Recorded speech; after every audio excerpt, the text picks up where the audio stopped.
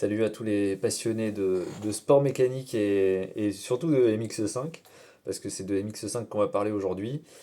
Euh, on va revenir sur mon accident au Nürburgring, qui est forcément un épisode qui est pas le plus joyeux.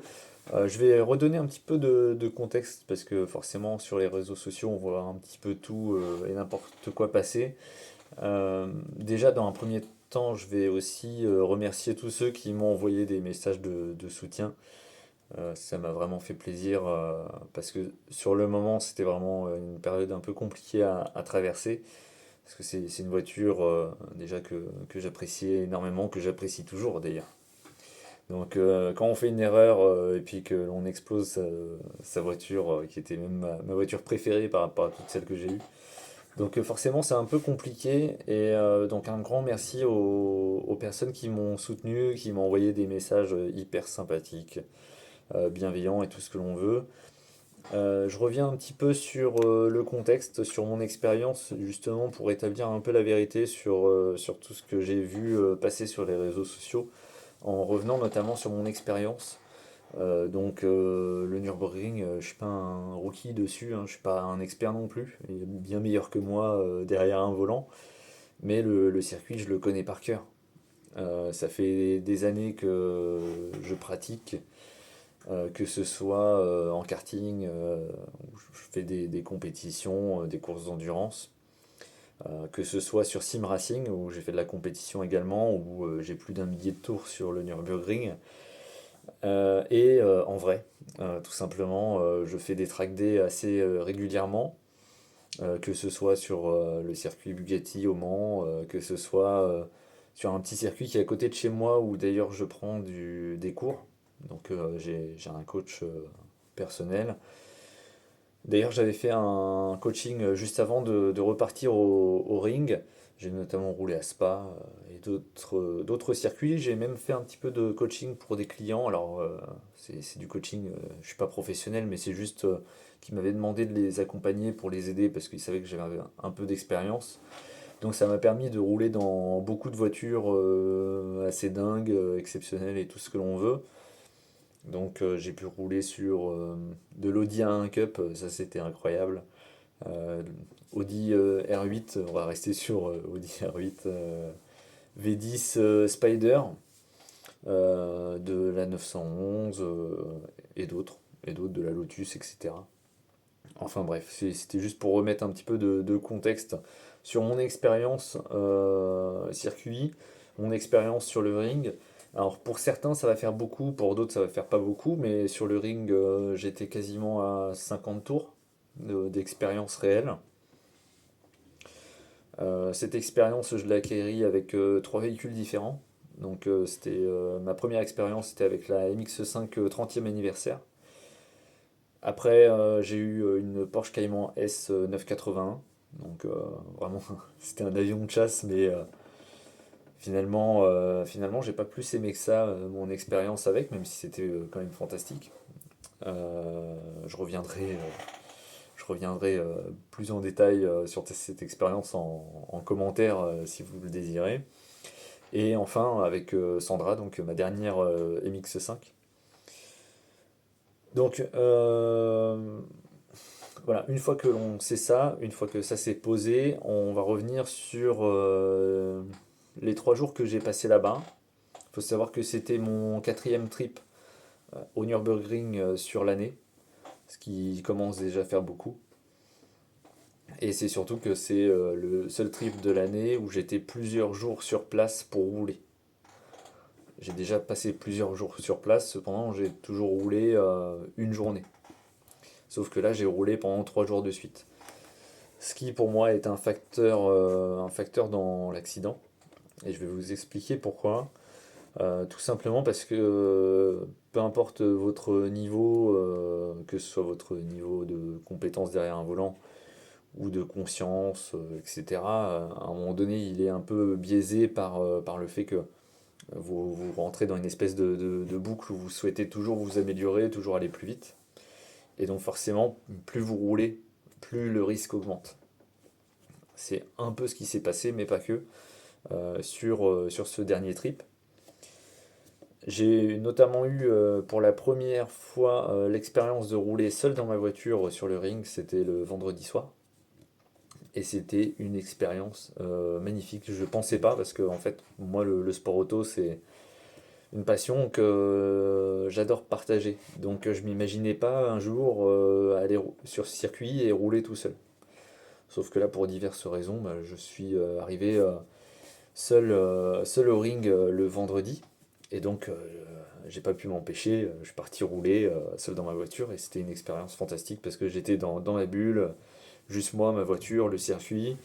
Une concentration à 2000%. Et on arrive à s'écouter. Il n'y a pas d'histoire d'ego. D'ailleurs, si le meilleur conseil que je peux vous donner, c'est si vous faites du circuit ou si vous projetez de faire du circuit, surtout n'ayez pas d'ego. C'est-à-dire que si vous y allez avec des potes ou même vous-même, euh, n'y allez pas en mode il faut absolument que je roule plus vite que mon pote. Même si votre pote il est nouveau sur circuit, c'est-à-dire vous pouvez avoir 100 tours sur la piste.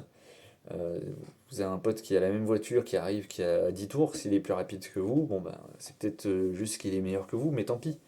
Le but c'est de prendre du plaisir. C'est pas une compétition, il n'y a rien à gagner. La preuve, la seule chose qui a gagné, c'est d'éclater une voiture dans un rail, ou pire, de blesser quelqu'un, ou encore pire, on va même pas en parler.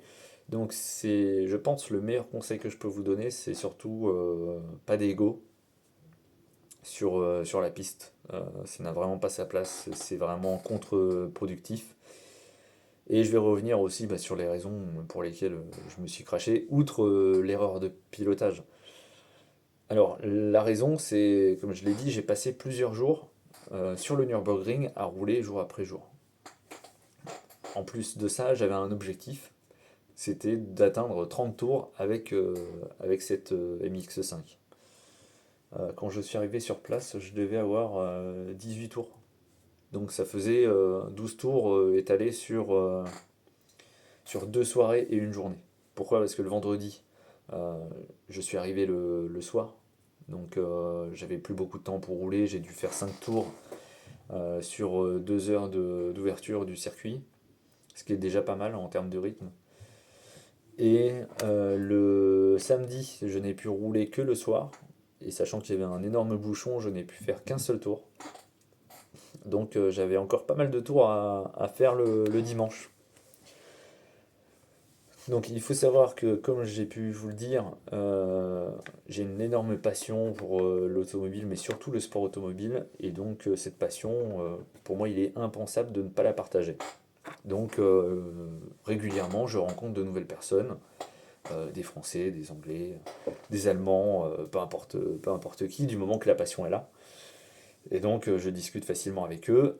Et j'ai un réflexe, c'est de partager, de faire plaisir aux gens et donc de leur dire bon bah voilà, si tu veux vivre un truc un peu intense qu'on va partager, qui sera vraiment un moment juste pour nous, bah viens avec moi, on fait un tour. Et voilà, ça sera gravé dans le marbre, on aura fait ça ensemble, on aura kiffé ensemble notre tour. Donc j'emmène régulièrement des gens avec moi sur le ring. Et là justement c'était un groupe de Français super sympa. Un passager également super sympa, super passionné. Et en fait, nouvelle expérience, c'est que c'est un passager qui était très vocal.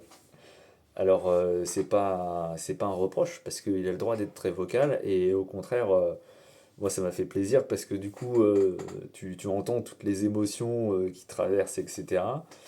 Mais là où j'ai fait une énorme erreur, c'est que je n'avais pas l'expérience d'avoir un passager qui est très vocal. Et donc, quand vous avez quelqu'un qui vous parle en voiture, ou même, je ne sais pas, qui va s'exprimer, enfin exprimer assez fortement ses émotions, vous avez une partie de votre concentration qui va se focaliser sur ce qu'on vous dit, ou du moins les bruits que vous allez entendre. Et donc, vous n'êtes plus dans votre bulle de concentration qui est normalement dédiée uniquement au pilotage. Et donc ça, c'est la grosse erreur que j'ai faite parce que je ne savais pas tout simplement. J'ai toujours eu des passagers qui étaient très silencieux. Et donc j'étais vraiment dans ma bulle, presque comme s'il y avait personne à côté de moi. Et les seuls moments où on discutait en général, c'est quand il y a des drapeaux jaunes ou autres. Ou vraiment quand on rentre dans les stands pour débriefer. Et donc là, mon erreur, ça a été que jour après jour, bah forcément on veut s'améliorer, on veut passer plus vite. Sauf que plus vite, à un moment donné, ça passe plus. Et encore moins quand on a un manque de concentration. Et donc l'erreur que j'ai faite, outre l'erreur de pilotage, ça a été de rouler trop vite par rapport au niveau de concentration que j'avais lié à l'environnement qu'il y avait dans, j'allais dire le cockpit, le poste de conduite, on va dire. Donc je rejette pas du tout la faute sur mon passager. La faute, c'est la mienne. Euh, j'ai roulé trop vite par rapport à mon niveau de concentration. C'est tout ce qu'il faut retenir. C'est tout ce que vous devez retenir aussi si un jour vous faites la même chose que moi, c'est-à-dire d'aller sur un circuit et que vous sentez que voilà, il y a un peu de discussion, il y a un petit peu d'émotion qui est transmis par on va dire le parti d'à côté. Eh bien, pensez-y, dites-vous, ok, bon, mon passager déjà il vit quelque chose d'intense, j'ai pas besoin d'en mettre plus, ça sert à rien. De toute façon, si je passe 5, 10, 20 km/h plus vite, son niveau émotionnel il va être le même. Il est déjà au max. Vous n'avez pas besoin de faire plus pour lui faire encore plus plaisir. C'est ce que j'ai voulu faire et on sait comment ça s'est terminé. Donc voilà, un conseil que je peux vous donner suite à l'expérience que j'ai vécue, quand vous avez un passager justement qui transmet ses émotions, qui parle beaucoup, soit vous lui dites de se taire, mais bon, moi je trouve pas ça très cool, ou soit vous roulez moins vite parce que vous adaptez votre vitesse, tout simplement. Ce que je ferai à l'avenir. Donc maintenant, je clôt ce sujet-là pour bien que ce soit clair, parce que j'ai vu passer beaucoup de commentaires à ce sujet. Mais encore une fois, c'est ma faute, c'est aussi ma faute dans le sens où je l'ai mis en danger. On a une chance incroyable, c'est que l'on est sorti de la voiture sans aucune égratignure, sans douleur physique ou quoi que ce soit. J'ai fait contrôler mes cervicales aux urgences par la suite, il n'y avait rien du tout. Donc déjà chapeau aux ingénieurs Mazda d'avoir fait une voiture aussi safe alors qu'elle est minuscule cette voiture. Pour info, on n'avait pas nos casques dans la voiture, tout simplement parce que j'ai une règle, c'est que si mon passager met un casque, je mets un casque. Si mon passager ne met pas de casque, je ne mets pas de casque non plus. Et là, j'ai un passager qui était un grand dadé. Donc, dans une MX-5, on n'a pas énormément de place. Donc, ça aurait été même plus dangereux qu'il ait un casque, plutôt que là, on n'avait pas de casque. Et d'ailleurs, fait assez rigolo après coup. Je portais ma casquette avec le logo Nürburgring que je porte tout le temps. Et après juste après le crash, je sors de la voiture et puis il y avait un soleil superbe sur le Nurb ce jour-là. Et j'ai les yeux assez sensibles au soleil. Et donc ça me tapait dans les yeux. Je me disais merde, qu'est-ce qui se passe? Mais elle est où ma casquette? Et en fait, dans le choc, ma casquette a sauté de ma tête et est partie derrière dans l'espèce de creux qu'il y a derrière le filet anti-remous. Enfin, je sais, oui, ça s'appelle comme ça. Bref, on va venir au sujet que vous souhaitez avoir. C'est une fois que l'on s'est craché sur le Nürburgring, qu'est-ce qui se passe? Eh bien, la première étape, c'est que vous avez une équipe d'intervention qui arrive et qui vient à votre rencontre pour savoir comment vous allez, si vous êtes blessé, etc., si vous avez besoin d'une assistance médicale. Ensuite, forcément, ils vont vous demander votre nom, votre prénom, votre adresse, bref, vos informations personnelles, pièces d'identité. Pourquoi? Parce que ça leur sert ensuite pour vous envoyer la facture des dégâts que vous avez causés au circuit. Facture que vous allez recevoir environ 4 à 5 semaines plus tard. Ma facture, moi, s'est élevée à, à quelques euros près, à 3000 euros. 3000 euros qui comprend de mémoire 8 mètres de rail et 1 heure et demie d'intervention sur la piste de l'équipe de sécurité. Il y a aussi la dépanneuse qui arrive pour récupérer votre véhicule et ensuite qui emmène votre véhicule au dépôt, donc c'est chez Lens. Et donc le coût de ce dépannage, on arrive un petit peu sur les coûts, c'était 360 euros de mémoire ou 350, mais dans ces eaux-là, quelques dizaines d'euros près. Et enfin, sur les coûts, on va poursuivre avec mon rapatriement, parce que oui, je suis venu avec cet MX-5, parce que il y a un deuxième véhicule dans le foyer, mais qui n'est pas capable d'emmener la MX-5 sur un plateau. Donc il y a eu le rapatriement, donc mon ami Pierre, que je salue s'il regarde cette vidéo, m'a ramené avec sa S2000 jusqu'à Metz, et après j'ai pris le train jusqu'en Normandie pour rentrer à la maison. Donc la dépanneuse, les dégâts causés au circuit et le rapatriement, tout ça a été pris en charge en intégralité par la compagnie d'assurance.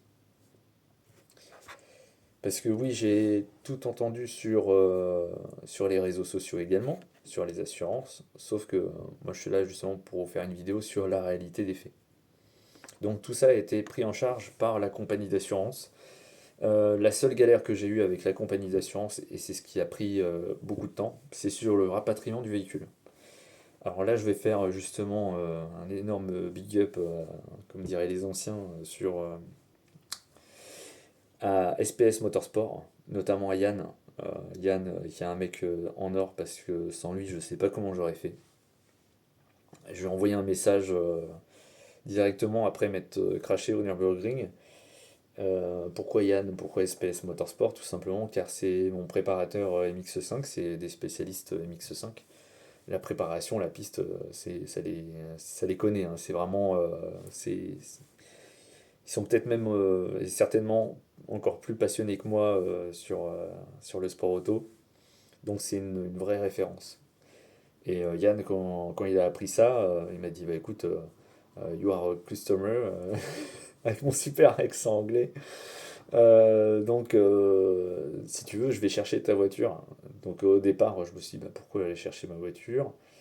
Parce que, bon, avec tous ces événements, j'avais un peu la tête en vrac.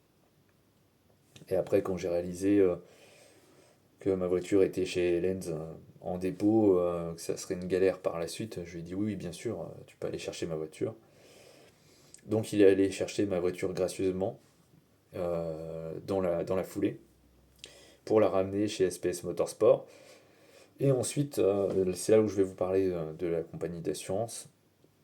Ça a été plus compliqué pour le rapatriement en France. Pourquoi? Parce que l'expertise ne pouvait pas se faire en Allemagne.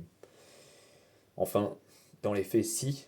Parce que pour l'anecdote, j'ai appris que les compagnies d'assurance sont un expert mandaté par pays. Sauf qu'ils en ont qu'un. Donc forcément, ils ont des délais qui sont monstrueux. Donc mon agent m'a dit bah écoute, vaut mieux la ramener en France, ça sera beaucoup plus rapide.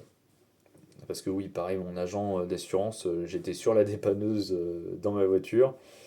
Un dimanche midi, je l'ai appelé, on se connaît un petit peu, et il m'a répondu tout de suite. Et il m'a tout de suite donné toutes les informations possibles pour que ça se passe le mieux possible, tout simplement. Et donc le lendemain, j'ai été faire ma déclaration auprès de la compagnie d'assurance. Et le seul hic qu'il y a à savoir, justement, bah, c'est ça, cette affaire d'expertise. Et donc pour ramener la voiture en France, l'assistance ne couvre que jusqu'à 150 km de la frontière. Et donc ça apparemment c'est quelque chose d'assez courant sur les contrats d'assurance auto. Et donc la voiture étant chez SPS Motorsport était à environ 220 km de la frontière. Donc ça pour le coup j'ai dû me débrouiller tout seul et à mes frais pour ramener la voiture en France à un garage agréé qui est quasiment à la frontière allemande. Donc ça m'a coûté 1600 euros. Et donc après l'expertise se fait très très vite, j'ai envoyé les factures, etc. Seul document que l'on m'a demandé pour qu'il puisse débloquer les fonds pour l'indemnisation, c'était une attestation du circuit, comme quoi cette journée de roulage, qui était une session touriste, du coup vous le savez, était une session qui n'était pas une compétition ou pas chronométrée, parce que ça c'est dans les conditions générales, parce que oui, mon contrat d'assurance couvre l'usage sur circuit, donc que ce soit track day ou que ce soit session Touristenfahren. Donc je vous dirai pas quelle compagnie d'assurance j'ai aujourd'hui parce que le dossier il est presque fini. On est à, je pense, quelques jours de la fin du dossier. Certains savent déjà l'assurance, mais je sais qui je suis, mais je vais pas m'y étaler. Je vous dirai juste qu'il y a trois compagnies d'assurance où je suis sûr qu'ils couvrent sur circuit, que je vous conseille du coup. Vous avez Allianz, vous avez Abeille Assurance et la Massif. Il y en a peut-être une quatrième, mais je suis pas sûr, donc je préfère pas vous dire de bêtises. Donc ces trois compagnies d'assurance couvrent votre usage sur circuit. Les autres compagnies d'assurance vont couvrir uniquement la partie RC, donc la responsabilité civile. Ça veut dire que j'aurais été dans une autre compagnie d'assurance. Mon crash, ma voiture, c'était pour ma pomme. Par contre, les rails que j'ai abîmés, l'intervention du véhicule de sécurité et de l'équipe qui a remis en place les rails, etc., ça c'est la RC. Donc la RC aurait pris en charge. Donc renseignez-vous bien avant de signer un contrat d'assurance parce que le prix c'est une chose, les garanties c'en est une autre. Je travaille plus ou moins dans les assurances, parce que pour être très exact, je fais de la gestion de fortune, donc je travaille avec des compagnies d'assurance, mais forcément tout ce qui est assurance auto, etc., c'est pas mon domaine, mais je connais des gens dans le milieu, forcément. Donc renseignez-vous bien avant de contracter un contrat. Et même si vous avez des contrats qui sont peut-être plus chers que votre voisin, entre guillemets, on s'en fout parce que le jour où il y a un pet, vous êtes bien content d'être bien assuré, même si vous payez 20 euros de plus par mois que votre voisin qui a la même voiture, le même bonus, etc. Donc ça, faites attention parce que justement, moi j'avais fait très attention à ce sujet-là compte tenu de l'utilisation de mes véhicules. Euh, Donc on a parlé du rapatriement de ma MX5, donc bon après l'expertise, etc., pas de sujet. Maintenant bah, on va parler aussi du futur. Et on va clôturer sur le futur, de qu'est-ce que je vais faire, quels sont mes projets, en tout cas automobiles. Donc je vais repartir sur une MX5. Donc ça ne sera que la quatrième 2 litres, la troisième en 184 chevaux. Et cette MX5 va vraiment être chouette. Pourquoi? Parce qu'elle aura une prépa qui sera encore plus sympa que Sandra. Par contre, niveau visuel, pour l'instant, elle me plaît pas du tout. Mais entre guillemets, je m'en fous. J'achète une base et après, on va la travailler. Donc c'est une MX5 ND 184 chevaux qui n'a que 2100 km, qui est noire, une couleur que je déteste, mais c'est pas grave. Ma Porsche était noire, je l'ai regretté. J'ai regretté d'avoir acheté une de mes voitures de rêve et finalement de l'avoir pris noire, quel gâchis. Bref, peu importe, on s'écarte du sujet. Donc c'est une ST, donc ST, RF, je m'en fiche un petit peu. RF, ça m'aurait arrangé parce que j'ai pas besoin d'acheter de hardtop. Là, en l'occurrence, je vais acheter un hardtop pour virer complètement la capote. Elle est déjà équipée avec les sièges Recaro pole position. Elle a déjà une petite prépa moteur avec collecteur et échappement complet SPS Motorsport et une reprogrammation moteur. Donc elle fait 205 chevaux. Elle a déjà une prépa aussi au niveau des trains roulants. Cependant, on va remettre mes pièces performance que l'on a récupérées de la défunte Sandra. Donc on va remettre les Hollins, on va remettre les freins, les gros freins StopTech et les roues Barracuda Suma avec les semi-slicks qui vont avec. J'ai juste une roue à racheter parce qu'il y a une roue sur les 4 qui était morte avec l'accident. Et donc j'aurai déjà une très chouette base. Les modifications futures pour terminer cette merveilleuse préparation, ça va être justement, je vous en ai parlé, le hardtop, un demi-arceau, les harnais, donc harnais Schrott. Et enfin, donc il y aura aussi un kit aéro Ondula avec l'aileron qui est utilisé en Super Taikyu. Et je crois que c'est à peu près tout, c'est déjà pas mal. Bien sûr, la voiture sera vidée, donc c'est-à-dire on va retirer tout ce qui est moquette, etc. Et donc vous allez me dire, mais pourquoi tu fais ça? T'es un peu cinglé. Oui, un peu. Parce que pour preuve, ça m'a pas refroidi, au contraire, j'ai envie de me plonger encore plus dans le sport auto. Et donc, pour le toucher du bout du doigt, je vais faire le championnat Time Attack allemand, organisé par SPS. Donc, il y a un championnat qui est réservé au MX5 et à Bart 124. Et donc, l'année prochaine, on est parti pour faire du Time Attack avec cette nouvelle voiture qui aura un nom assez rigolo en référence à une chanson. Et on va aussi avoir une chouette déco sur cette voiture. J'hésite encore entre deux décos. Soit la déco Mazda Spirit Racing, qui est utilisée justement en Super Taikyu, soit une déco assez classique que l'on retrouve sur des voitures japonaises, ou notamment moi qui ai le cœur un petit peu porschiste quand même, qui était sur une 997, non pardon, une 996 GT3 RSR, une déco Advan noir et rouge. Donc qui peut être très sympa aussi. Donc voilà les futurs projets. J'espère que je vais vite vous revoir sur les circuits. N'hésitez pas à commenter cette vidéo. Ça c'est vraiment quelque chose que j'aime beaucoup faire, c'est échanger avec vous, répondre à vos questions et justement s'organiser des choses. Donc ça c'est quelque chose que j'adore. Donc n'hésitez pas à commenter et à échanger sur le sujet. Allez, salut à tous.